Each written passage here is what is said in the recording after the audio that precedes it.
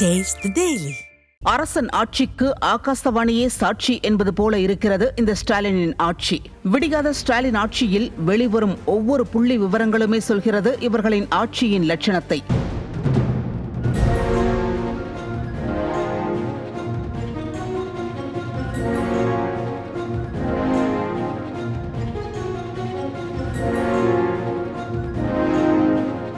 நடப்பாண்டில் தமிழகத்தில் அரசு பள்ளிகளில் மாணாக்கர்கள் சேர்க்கை குறைந்துள்ளது.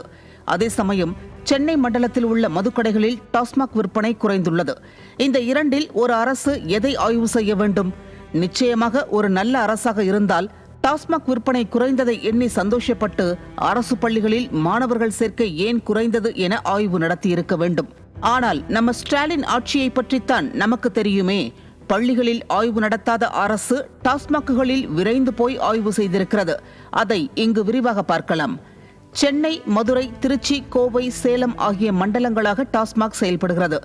மாநிலம் முழுவதும் உள்ள மதுக்கடைகளில் தினமும் சராசரியாக 150 கோடி ரூபாய்க்கும் விடுமுறை நாட்களில் 200 கோடி ரூபாய்க்கும் மதுபானங்கள் விற்பனையாகின்றன.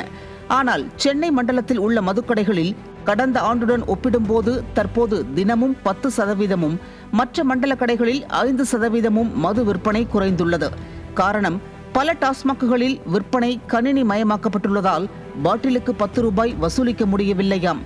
சரியாக கட்டிங், கமிஷன் கணக்கு காட்டாத ஊழியர்கள் மீது நடவடிக்கை எடுப்பதாக கூறி பணியிடை நீக்கம், பணியிட மாற்றம் செய்கிறார்களாம். இதனால் மது விற்பனையில் ஊழியர்களும் சரிவர ஈடுபடாமல் இருப்பதும் தெரிய வந்துள்ளது. முக்கியமாக ஒரு குவார்ட்டர் மது பாட்டில் 140 ரூபாய்க்கு விற்கப்படும் நிலையில் 50 ரூபாய்க்கே அதைவிட கூடுதல் போதை தரும் கஞ்சா கிடைக்கிறது. இந்த காரணங்கள் எல்லாம் மது விற்பனை குறைய காரணமாம். இப்போது பள்ளிகளில் மாணாக்கர்களின் சேர்க்கை குறைந்ததற்கான காரணங்களை பார்க்கலாம். கடந்த ஆண்டுகளை விட இந்த ஆண்டு அரசு பள்ளிகளில் சேர்ந்த மாணவர்களின் எண்ணிக்கை 1,40,000 குறைந்துள்ளது.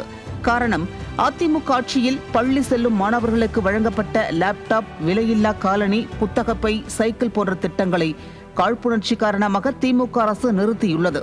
முக்கியமாக அரசு பள்ளிகளில் போதிய ஆசிரியர் இல்லை என்றும் இதனால் தரமான கல்வி கிடைக்கவில்லை என்பதும் தெரிய வந்துள்ளது.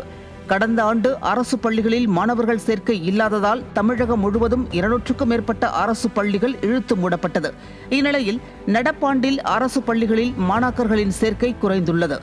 இந்த இரண்டிலும் முக்கியமாக பார்க்க வேண்டியது, அரசு பள்ளிகளில் மாணாக்கர்களின் சேர்க்கை குறைந்தது பற்றி எதிர்க்கட்சித் தலைவர் தனது பிரச்சாரத்தின் போது வேதனையுடன் கூறியிருக்கிறார்.